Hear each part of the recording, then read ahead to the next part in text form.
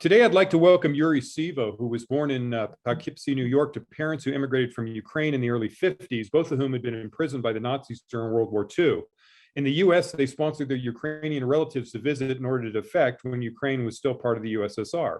Yuri attended both American and Ukrainian schools in Southern California, where as a boy, he attended summer camp through the Ukrainian Orthodox Church, one activity of which was learning to make Molotov cocktails, a rite of passage for this long oppressed people, even in faraway California.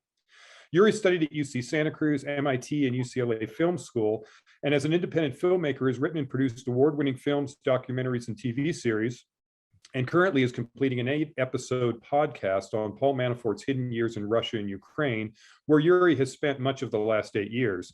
Yuri speaks English, Ukrainian, German, Russian, and French. Welcome, Yuri. Hey, hi, Trebor. Glad we can do this. Yeah, this is great. I wonder if you could catch us up quickly on what's been going on in Ukraine the past 8 years and how it's led to this moment and this war, and about your experience there in recent years. So as everybody probably knows, that Ukraine became an independent nation right after the Soviet Union collapsed. In fact, people say that because Ukrainians voted to be independent, that's why the Soviet Union collapsed, because Russia could not stand without Ukraine. 2014, actually the fall of 2013 is when a protest started happening because a former president, Viktor Yanukovych, who was pro-Kremlin, friend of many Russian oligarchs who were friends of Putin, he was in power, and he had kind of led the people on saying that he was going to join a European association agreement. And he did a 180 and he reneged on it, and he sided with Russia. He threw in his lot with Russia. So he thought the future Ukraine lies with Russia, not the European Union. Of course, Ukrainians were furious that this was happening. So spontaneously, they started gathering in the central square in Ukraine, in Kyiv, the capital, called the Independence Square, or also known as Maidan. Maidan just means square. So it became known as a Maidan protest, but then people would not go away because they were furious, and they were furious that they had lived under this authoritarian ruler, Yanukovych, who incidentally was groomed and elected into office because of American Paul Manafort. And this guy, he was an autocrat. It was a very dark period for a lot of Ukrainians. Journalists were roughed up. Some murders were happening, and a future looked really bleak. So when these protests are starting, Ukraine started feeling like, oh my God, there's a spring coming, and Putin also saw this. And when the protesters managed to oust this corrupt president, and he fled to Russia, Putin was furious because he had lost his puppet in Kyiv. So right. Go ahead. Yeah, and I wanted to, I just wanted to mention to our listeners that you can watch on Netflix. It's a film called Winter on Fire, which actually recounts this whole Maidan occupation, Independence Square occupation that Yuri's talking about. It's really good background info. But I wanted to also ask you, Yuri, was there an LGBT presence in that occupation? You mean in the Maidan, the protests? Yes.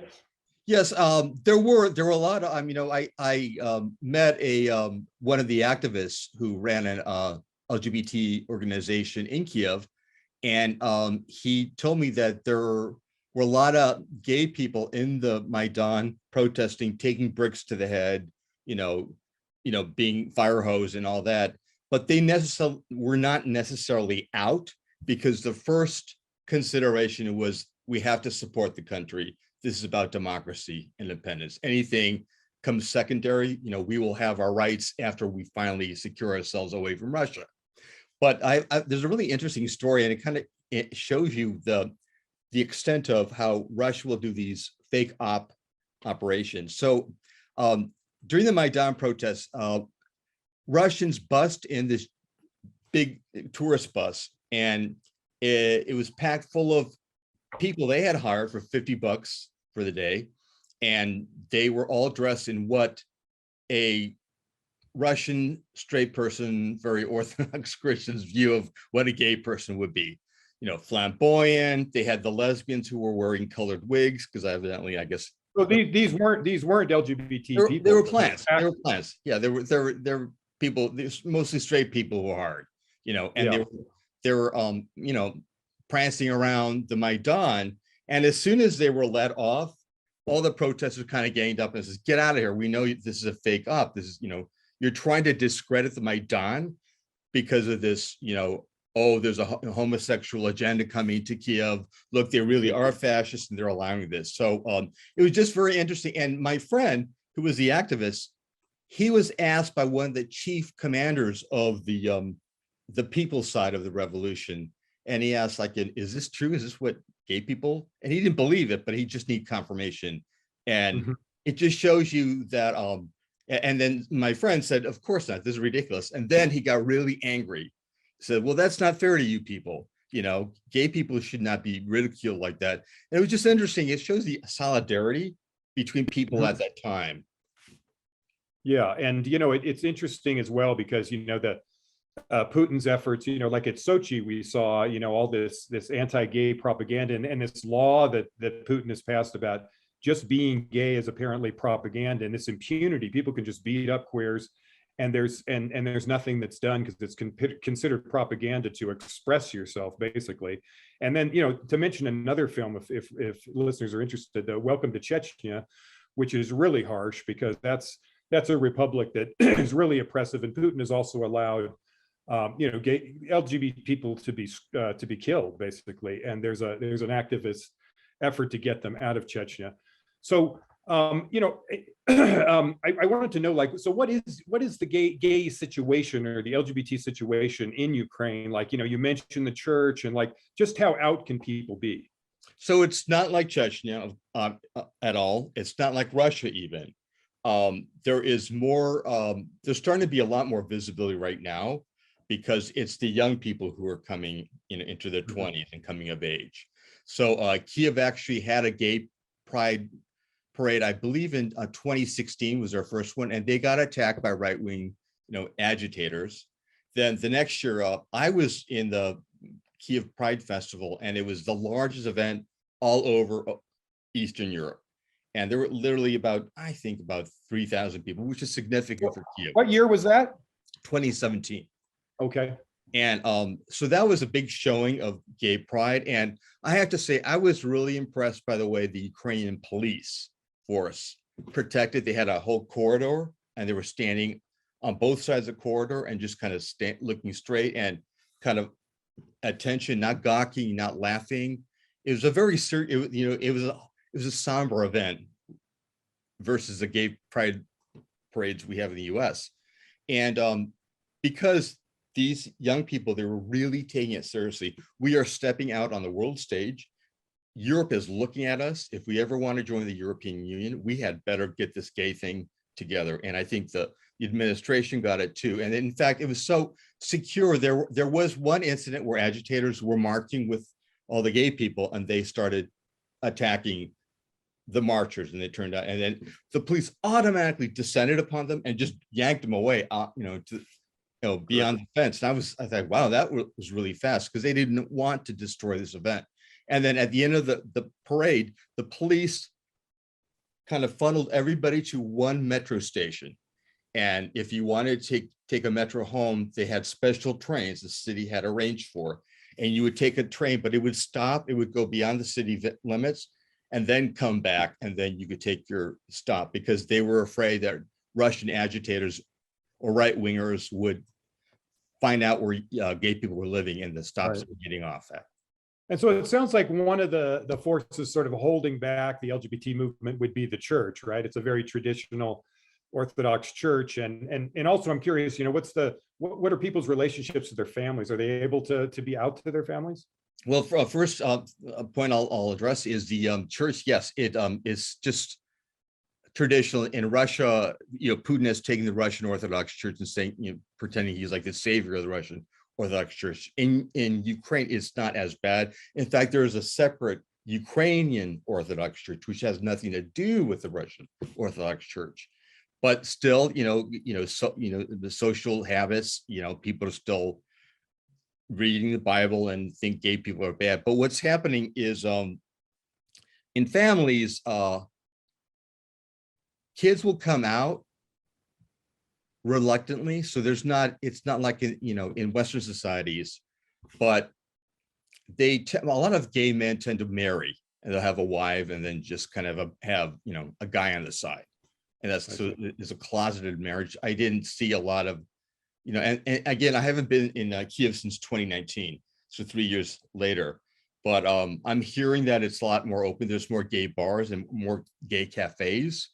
I wanted to ask you about that. So there are actual bars and cafes that are known to be gathering places for LGBT people, and they're open. Before they were kind of securing off the beaten path. In fact, I remember going to one, and there was these tough guys with machine guns guarding it, and you went into this office building, and you didn't know where you're going up these staircase, and then you enter this bar, and you take off your coat, and then you walk into the main space. And I have to say, I have never seen any place so happy, full of joy, with all these gay people, because finally they felt they had a safe space. So this sounds like a big dance club or nightclub. Yeah, nightclub. And they're dancing, there's music playing, they're dancing with hugging, arms into shoulders, men and women are dancing, they're singing songs, which really blew my mind. And they were so happy, and it was infectious.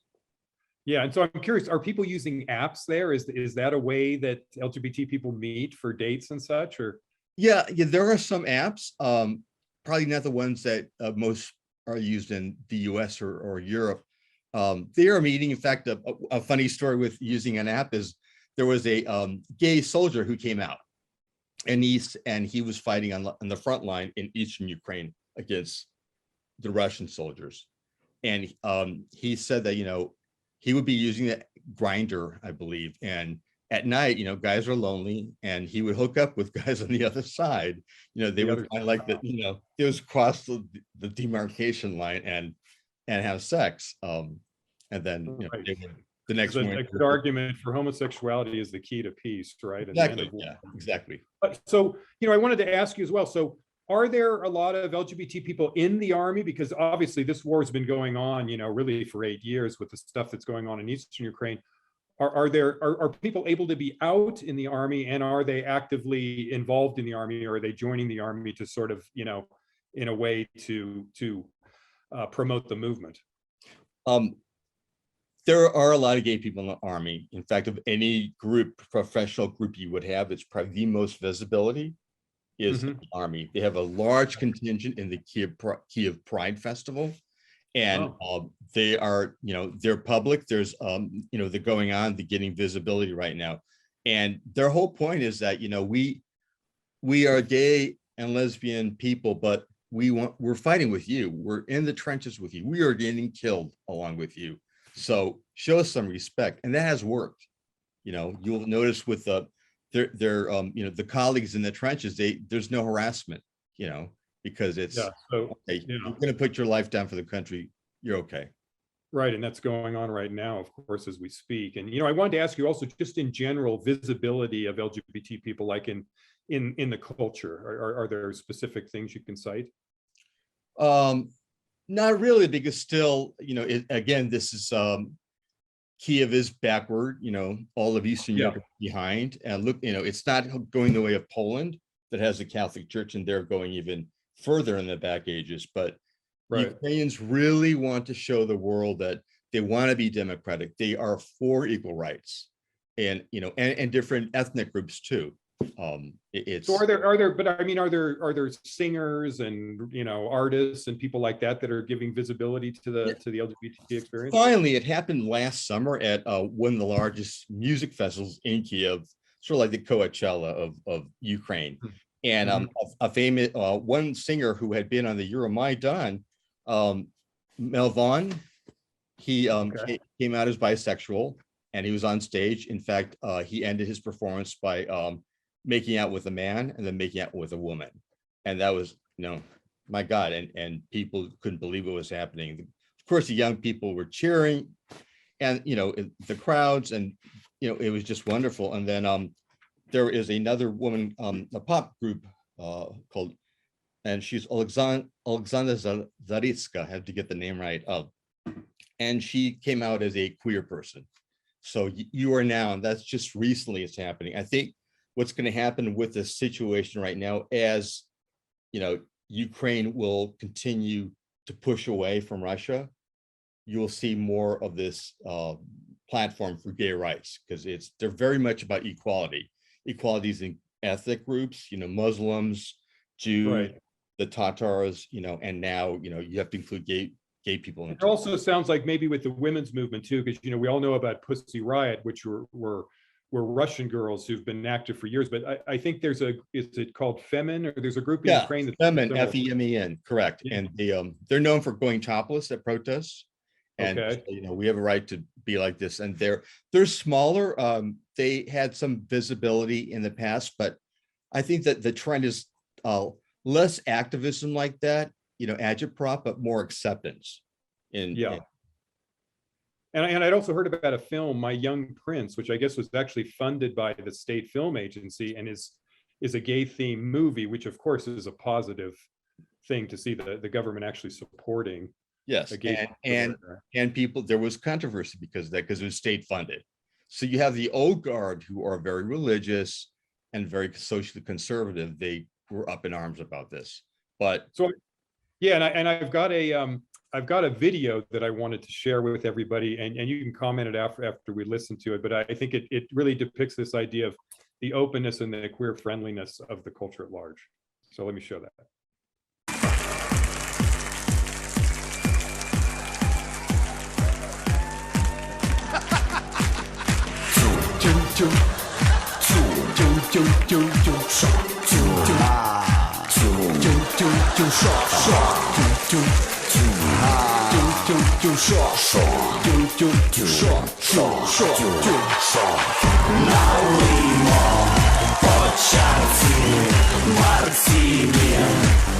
Будьмо гей за волю, за долю, за правду. Будьмо гей по першій, по другій, по третій. Будьмо гей, сам ти гей, за Юру, за Юлю, на долю. За Ляшка, ось моя булава, браття мої. Завтра йдемо танцювати проти москалів. Затанцюємо, гопак, сила у нас є. Ще не вмерла Україна, поки крепко є. Борщ, сало, цибуля, хрін, сивуха, брага. П'ю, їм, я п'ю, я п'ю, я п'ю, я п'ю, шоу.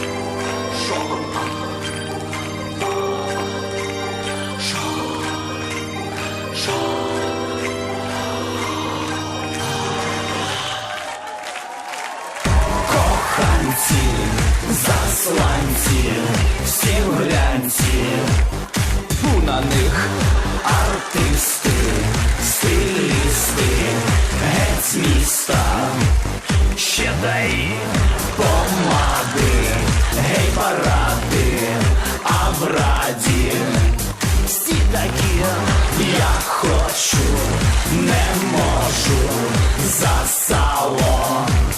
Ну давай, ось моя булава, браття мої. Завтра йдемо танцювати проти москалів. Затанцюємо, гопак, сила у нас є. Ще не вмерла Україна, поки сало є. Борщ, сало, цибуля, хрін, сивуха, брага. П'ю, їм, я п'ю, я п'ю, я п'ю, я п'ю. Yeah. So what can you tell us about that Yuri? So the video is a spoof. It's a spoof of a boy band group who did this one video, and I think I don't think members of the boy band are all gay. I think, their stylists, took some MDMA and had a fun time, just doing all these costumes, high heels. But the point is that, Well, of course, we all recognize one of the people in the group. I think yeah, well, this group is Sure. Zelensky, and this is something Yeah. that Zelensky did with his, his team, and they were trying to take a very kind of gay seeming video and kind of take it back and make it very pro-Ukrainian, very patriotic. So the lyrics that are not being translated is very much, they're kind of, it's like a, up yours to Russia. They're kind of throwing back all the labeling that they would get, as Ukrainians back at Russia, and then say take pride in it. They're not making fun of it. They're just saying, we are a Western nation, and this is what we can do. We can do things like this, and and it doesn't mean we're all gay. Yeah, and I, we had, I had also been curious. So we talked a little bit about, because this is the Gay and Lesbian Review, and many of our listeners are very into, reading and writing, and so I got curious about, are there any Ukrainian famous, writers? And you had mentioned Nikolai Gogol, who is also pretty well known to be gay, and of course, I started doing some other research, and I found that Tchaikovsky had a great grandfather from the Ukraine. Isaac Babel, the most famous Jewish writer of Russia, was born in Odessa, as was Anna Akhmatova, who's part Ukrainian. Vladimir Mayakovsky is half Ukrainian. Arseny Tarkovsky, the father of the great filmmaker Andrei Tarkovsky, and Arseny was a poet in his own right. He was Ukrainian. Chekhov was born on the Sea of Azov, which is right, in Russia, right next to the Ukraine. So I was really amazed at the amount of writers who were part Ukrainian. I mean, what Ukraine has given to the culture of Russia. Besides writers, Leonid Brezhnev came from Ukraine. Very interesting. But that is an indication, all the people you mentioned, Nikolai Gogol is pronounced in Russian, but in Ukraine, it's Nikolai Gogol, because we take the G and take it H, and that's a point of pride. He was born in a village 40 kilometers from where my father was born, in eastern Ukraine. But all the guys you mentioned, and I didn't know a lot of these people were Ukrainian until you had brought it up to my attention, because it's taught that Russian culture is this kind of uber culture, and it's so great to be part of Russian culture. So all the writers, who would come from Ukraine would kind of discard that and just kind of pretend they're from Moscow or St. Petersburg. Like the writers will go to New York and say, I'm a New York writer right now. And it's also, it's the cultural hegemony that Russia has had over Ukrainian people and the culture for so long. Yeah, that's very interesting. I wanted to also ask you, back to what's going on there with all the strife. Are there some organizations that are helping to get LGBT folks out of Ukraine? Because as we know, if Putin is successful, and we're all hoping he won't be, it's going to be dangerous for LGBT people. So I'm assuming, many are staying there to fight, but many are probably leaving. And I'm wondering if there are, if you know anything about that. Yes, there are. There's a few. I can give you the link and put them up, on the website. And there's a few, and it's very visible right now, because I think what's happening because of the war situation, gay people are kind of standing up and say, we are being terrorized just as you are. We're also being doubly terrorized because we're gay. So it's not just being Ukrainian. We're gay people, and what do we do? And it's pretty out there right now. Yes, and I did read something about some LGBT people in Western Europe and the UK, France. They're actually sponsoring some folks, because even Poland, Hungary aren't necessarily that gay friendly, as you had mentioned. And so they're actually sponsoring and placing people in homes and such around London and such, which is really great to hear. And they're even, what was also nice to read was the LGBT activist groups are not just helping Ukrainians, they're helping anybody there, because there are Nigerians, Syrians, Lebanese people, and many of them are also LGBT. And so these groups are actually helping try to place them as too. It's a little more complicated because, as we know, the Ukrainians are sort of being given, an easier entrance at this point. And that's a whole nother topic to get into because of the war. But I did read also something about trans people, which was sad, and hopefully this will be something that these groups can help with is that, they haven't been able to get their passports changed. So if you're born a woman and you're transgender and you're a man now, your passport still says that you're a woman, and therefore that creates problems at a border. And I know this from refugee work I've done in Central America and such. So this is another problem that hopefully will be, sort of highlighted, and people will work on this to make sure this kind of stuff is looked at so that people can get the help they need, right? Yet the point to remember is it's not Ukraine who is limiting these people, it's the nation accepting them. So that's, right, exactly, because that's what I was saying. If they're going into Poland and such, they have more draconian attitudes about LGBT. And again, people. Ukrainians are setting the standard for this kind of refugee work right now. As you mentioned, it's different ethnic groups, Nigerians, they're helping them. Right. And it's almost like, democracy and human dignity before us, our concern. Right. Right. It's a wonderful example of people standing up for what's right, and the people coming to help, the people in the Ukraine. There's a beautiful moment to it in a silver lining kind of way, and we hope that's what's going to prevail. So anyway, I want to thank you, Yuri. This has been a great conversation, and I think the Gay and Lesbian Reviews readers and listeners will really enjoy this, and we'll have a transcript of it as well, so people can look at some of those links and that kind of thing. My pleasure. Stand with Ukraine. Thank you so much.